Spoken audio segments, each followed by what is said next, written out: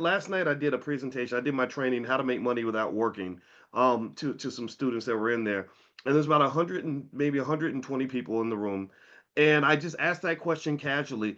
I kid you not, in all the years I've been doing this, I thought it would be like 20%, 15% yes, 25%. No, it was 0% in that room. In that room, not one single person had been introduced to stock market investing as a kid. And I need you to understand that this how I need you to just sort of sit with me and realize how tragically uncomfortable I am with that number. I am blown away by this.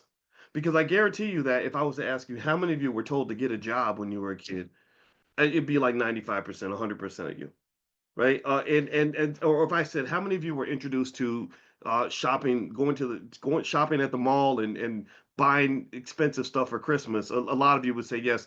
But when I say how many of you were introduced to the greatest wealth creator in American history, 9% of you in this room said yes. And you're kind of in the elite category.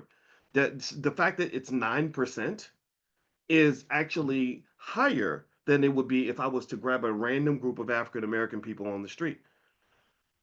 I'm going to pause on that for a minute, and I hope you'll allow me to do this because I need you to understand that if you want to understand the racial wealth gap in a nutshell, that tells you everything you need to know. If you pointed any group of people, black, white, green, otherwise, and you said only 9% of those people were ever introduced to the stock market, even conceptually, forget investing, forget actually buying stock. I'm talking about just even having a freaking conversation.